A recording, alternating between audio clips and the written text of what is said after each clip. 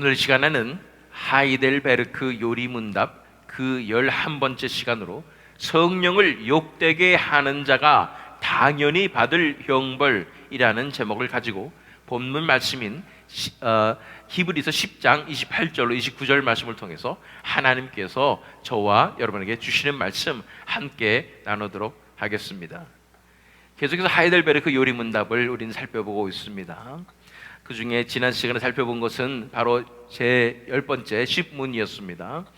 이것은 알다시피 제1부 인간의 비참함에 관한 것이었죠. 하나님께서는 그러한 불순종과 반역이 처벌 없이 지나가도록 허락하십니까? 라는 질문이었고 그 답은 결코 그렇지 않습니다. 하나님께서는 우리가 개인적으로 짓는 죄뿐 아니라 태어날 때부터 지니는 죄에 대하여도 무섭게 진노하십니다. 의로운 재판관이신 하나님은 지금부터 영원히 죄를 처벌하십니다. 하나님께서는 다음과 같이 선언하셨습니다. 율법에 기록된 모든 말씀을 지켜 행하지 아니하는 자는 저주를 받을지어다. 이렇게 하나님께서 반드시 죄를 벌하시는 분이시라는 것에 대해서 자세히 살펴보았습니다. 그 다음 질문 제11문은 11번째 질문은 무엇일까요? 그것은 그러나 하나님은 또한 자비로운 분이 아닙니까? 라는 질문입니다.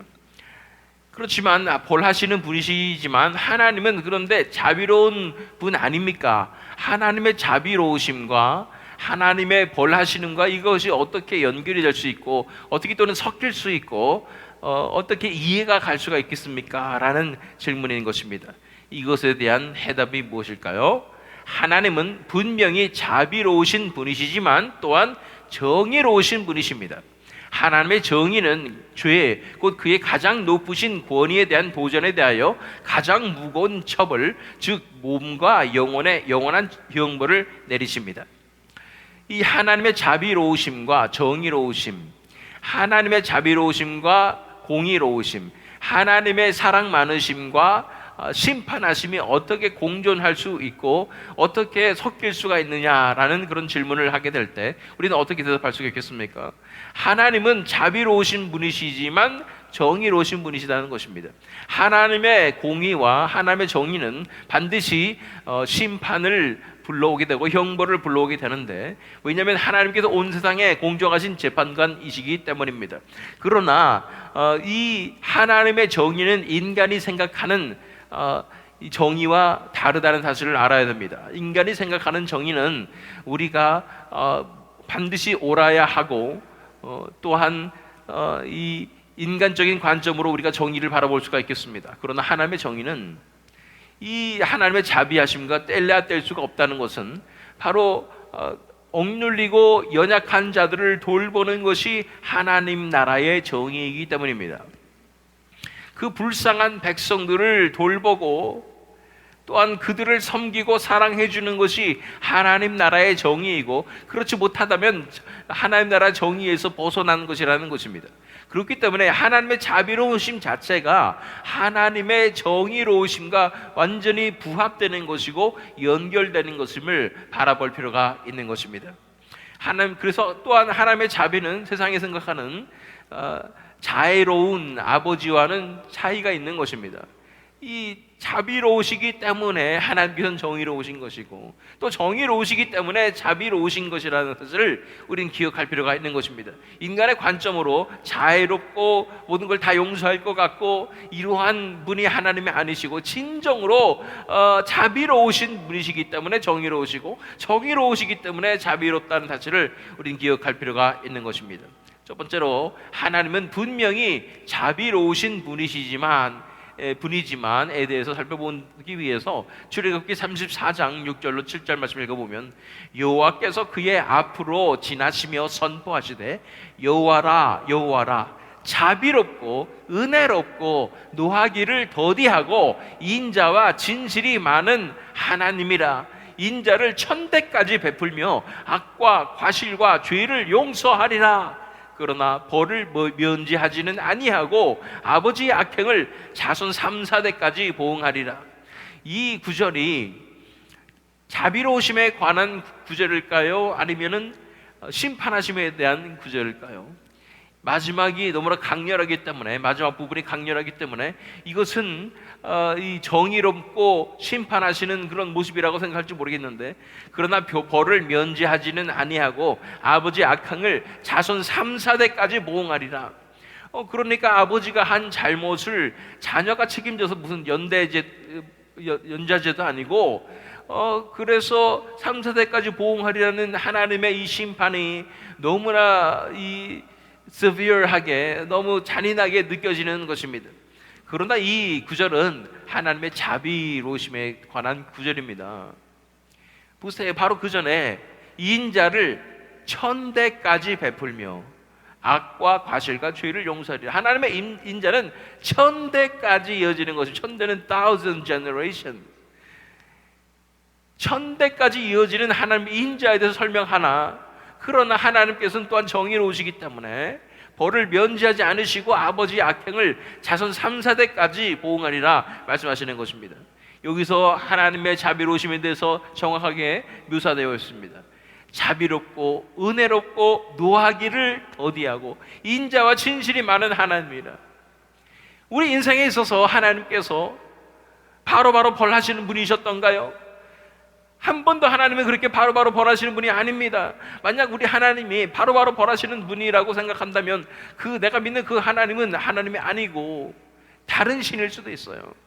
내가 하나님을 섬긴다고 하면서 다른 신에게 우상 숭배하고 있을 수 있다는 것입니다. 이거 안 지키면 바로 벌받고, 이거는 하나님의 특성이, 하나님의 인격이 아니라는 것입니다. 바로바로 벌받는 것은 어떤 신입니까? 우리가 무속신앙 보면 바로 벌받아요. 말 안 지키면 바로 벌받고, 순종 안 하면 바로 벌받고, 재앙이 찾아오고 저주가 찾아오고, 다른 신들이 다 그렇다는 거예요. 참음이 없어요. 봐줌이 없고. 그러나 하나님께서는 오래 참으신다고 말씀하시는 것입니다. 노하기를 더디하신다고 말씀하시는 것입니다. 참고 또 참고 참으시는 것을 이스라엘 백성의 역사를 통해서 계속 보지 않았습니까? 하나님께서 언제 바로 벌하십니까? 아닙니다. 하나님은 참고 참으시고 기회를 계속 주시고 선지자를 보내시고 말씀을 선포하시고 돌아오라고 말씀하시는 것입니다. 그 인자로우신 자비로우신 하나님을 기억하십시오. 그러나 하나님이 그렇다고 해서 끝까지 봐주시고 끝까지 전혀 보아 넘기시는 분이 아니라는 것입니다. 반드시 벌을 면제하지는 않으시고 이 심판하시는 하나님이기도 하다는 사실을 알아야 합니다. 그 온 세상을 다스리시는 정의로우신 하나님의 그 위치를 바라보게 될 때에 하나님께서 이렇게까지 오래 참으시는 그 자체가 너무나 엄청난 것이라는 사실을 기억할 필요가 있습니다. 하나님의 인자하심은 정말로 우리 인간의 관점을 봤을 때 무한하게 느껴질 만큼 엄청난 것이라는 사실을 기억하십시오. 시편 103편 8절로 9절 말씀 읽어보면, 여호와는 긍휼이 많으시고 은혜로우시며 노하기를 더디하시고 인자하심이 풍부하시도다. 자주 경책하지 아니하시며 노를 영원히 품지 아니하시리로다. 이런 신이 어디 있어요? 세상의 신들 다 봐요.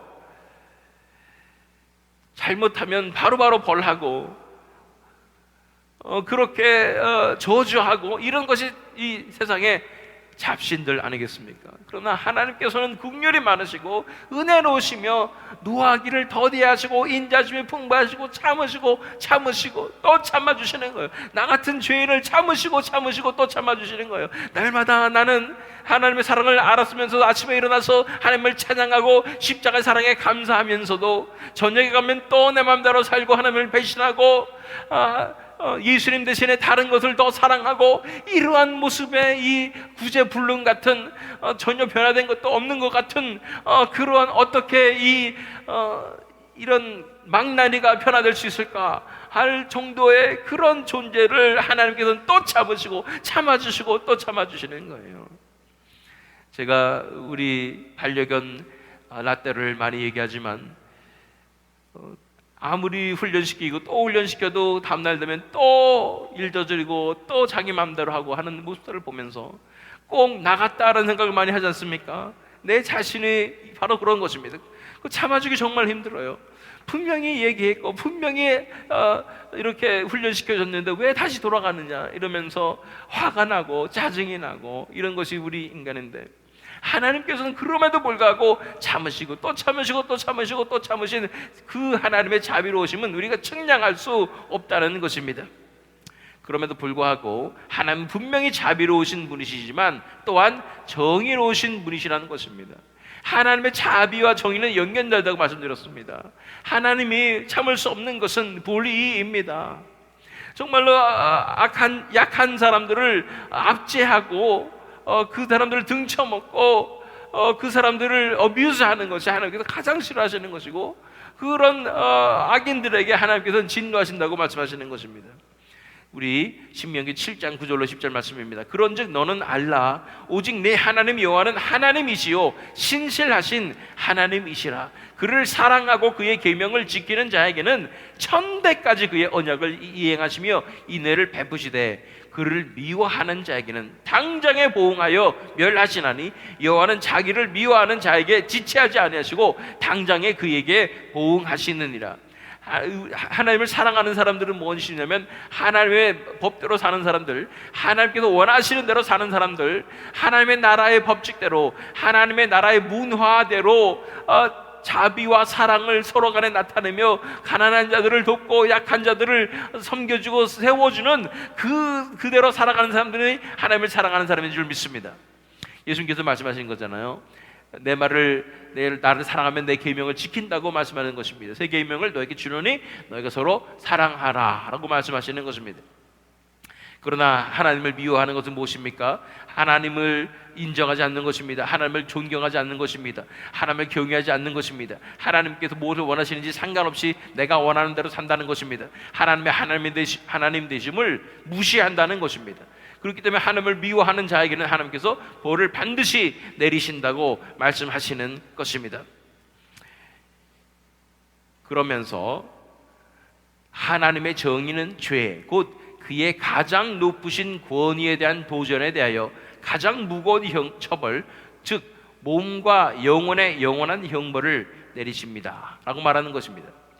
그 하나님의 이 정의가 발동될 때는 이 죄악이 이제 드러날 때인데, 그 죄는 하나님께서 벌하신 그 죄는 뭐냐면, 그 죄의 정의가 뭐냐면 그의 가장 높으신 권위에 대한 도전이 죄라는 것입니다. 죄는 우리가 쉽게 말하면 하나님의 법, 즉 율법을 지키지 못하는 것이 죄다. 이것이 가장 surface level, 가장 쉽게 알 수 있는 그 죄의 정의라고 볼 수가 있겠지만, 또 원어적인 죄의 정의는 이 miss the mark, 다시 말해서 관역에 빗나갔다.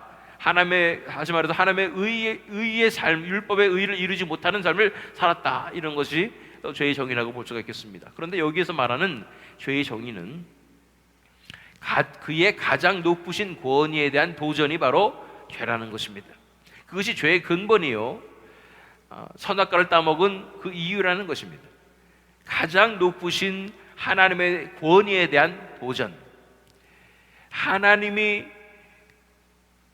이 주권자이시고 하나님이 최종 결정을 내리시는 분이시고 하나님이 우리 인생을 주관하시는 분이시라는 그 권위에 대한 도전을 하기에 아담과 하와가 선악과를 따먹었다는 것이고, 그래서 하나님이 결정하신 것이 아니라 내가 결정하겠노라고 했던 것이 그 인간의 죄악의 근본이라고 말씀하는 것입니다.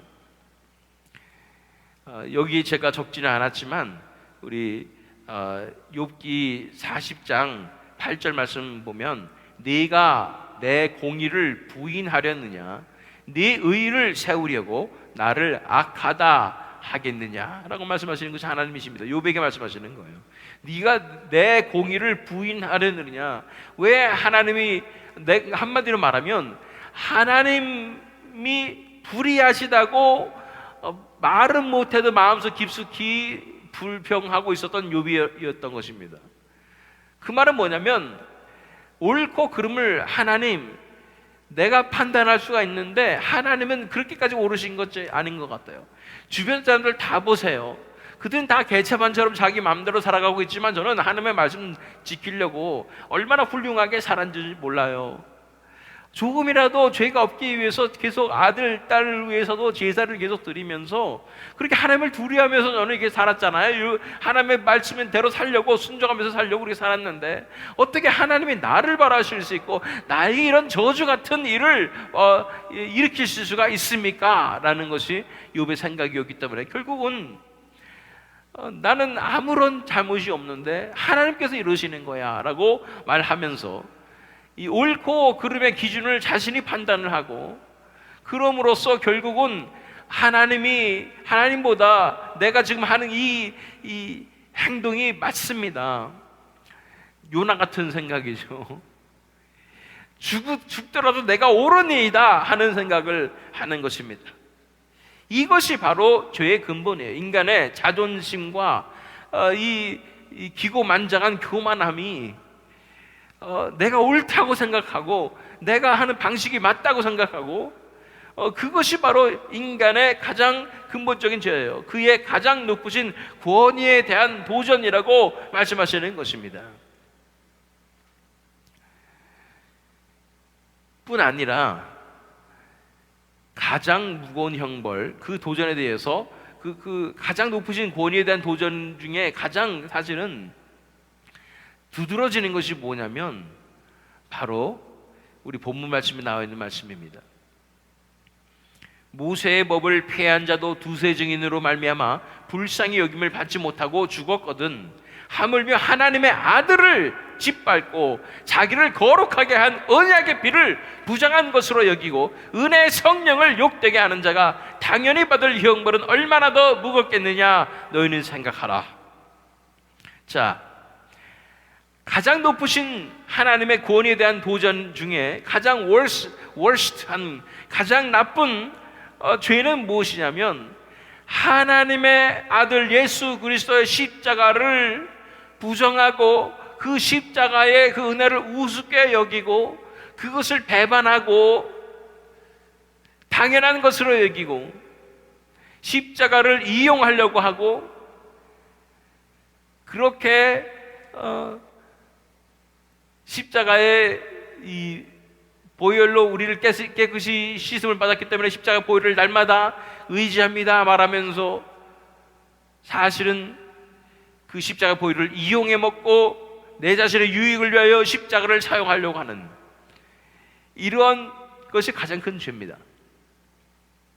십자가의 은혜는 우리가 그거 받아서 구원받아서 천국 가야지 해서 내 구원의 방편으로 이용해 먹는 것이 아니라 그 십자가의 은혜는 우리 삶 가운데 엄청난 빚으로 다가와서 내가 도저히 갚을 수 없는 빚이 되어서 내가 그 예수 그리스도 십자가를 예수 죽인 것을 내 몸에 짊어지고 나의 십자가를 지고 살게 만드는 그 사랑의 빚이라는 사실을 알 필요가 있는 것입니다. 그러지 못하고 그러나 십자가 내가 안줄 있을 때마다 또는 영적으로 공격받을 때마다 십자가의 보혈 의지합니다 하면서 십자가 보혈만 쏙쏙 빼먹고 이용해 먹고 하는 그런 것이 자체가 하나님께서 정말로 싫어하시는 죄라는 사실을 깨달을 필요가 있습니다. 우리가 죄 지을 때마다 반드시 우리는 알아야 할 것은 십자가의 보혈로서 그 죄도 용서받았다는 것입니다. 그러나 내가 죄 지을 때마다 이 십자가의 보혈이 역사하여서 나를 용서하였으니까 나는 자유롭고 기쁘고 행복하다면서 금방 잊어버리라고 이 은혜를 주신 것이 아니라는 거예요. 나 용서받았네 기쁘네 하고 그냥 브러쉬 오프 해버리고 그냥 옆으로 치워버리고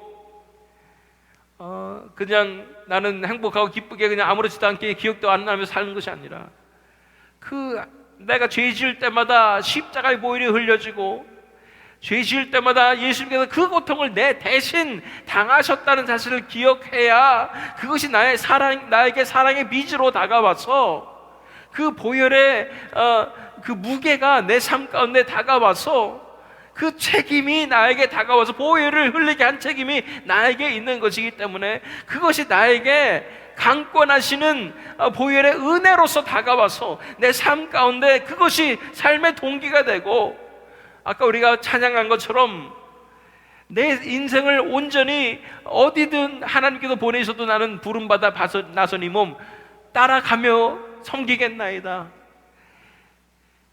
존귀 영광 모든 권세 주님 홀로 받으시고 멸시했는데 십자가는 내가 지겠나이다 하는 고백이 나올 수 있게 만드는 것이 바로 이 십자가 보혈의 무게라는 것입니다.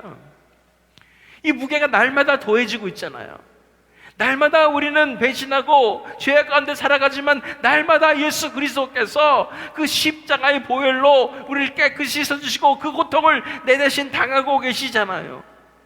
내가 자유케 되는 것은 그냥 아무런 대가가 치러지지 않는 것이 아니라 예수님의 그 고통이라는 대가가 치러지기 때문에 내가 날마다 자유롭게 되는 것 아니겠습니까? 그 십자가의 무게와 예수 그리스도의 보혈의 무게를 우리가 담고 그것을 기억하며 이 사랑의 빛이 점점 더 커지는 것을 바라보십시오. 많은 분들이 얘기합니다. 빚지는 것이 제일 싫다. 그래서 크레딧 카드 쓰는 것도 주저주저 하게 되죠. 왜냐하면 빚지는 거니까. 그런데 이 우리 삶 가운데서 우리는 날마다 이 빚을, 이 사랑의 빚을, 이 예수 그리스도의 보혈의 빚을 우리는 예수님께 지고 있다는 사실을 기억하십시오.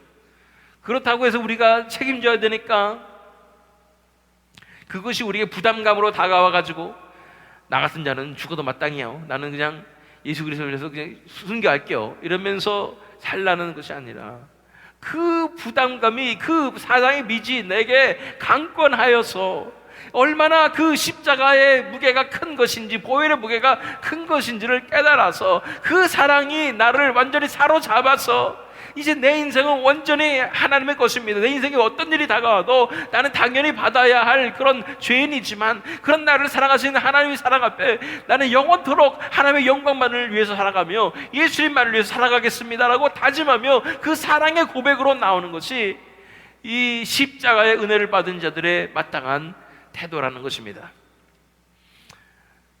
이것을 기억해야 됩니다. 이것을 저버리고 십자가를 당연한 것으로 여기고 가볍게 여기는 그 죄악이 제일 큽니다. 은혜의 성령을 욕되게 하는 자가 당연히 받을 형벌은 얼마나 더 무겁겠느냐 말씀하시는 것입니다.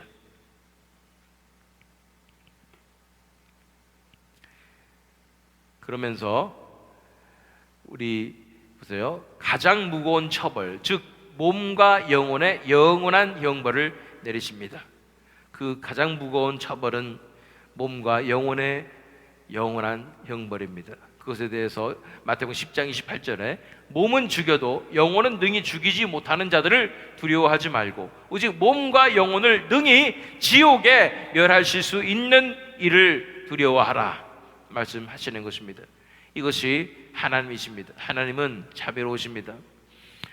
그러나 그 자비와 하나님의 정의가 함께 가기 때문에 우리가 이 십자가의 은혜를 날마다 기억하며 그 십자가의 무게를 우리가 느끼며 그 보혈의 무게를 날마다 느끼며 날마다 늘어나고 있는 사랑의 이 십자가의 빚을 기억하며 예수 죽인 것을 내가 품고 날마다 나도 십자가를 지고 예수님을 따라가며 그 사랑에 감격하여 내 인생을 내어드리며 기꺼이 기쁨으로 영예롭게 예수 그리스도의 이름을 위하여 고난도 받으며 그래서 진정한 사랑으로 나와서 이 자비하시고 정의로우신 하나님 앞에 영광을 올려드리는 것이 우리가 살아야 할 삶임을 다시 한번 기억하며 오늘 하루도 이 삶으로 십자가를 무게를 느끼며 살아감으로 승리하시는 저와 여러분 되시기를 또 이 새믿음 장로교 되기를 예수 그리스도 이름으로 축원합니다.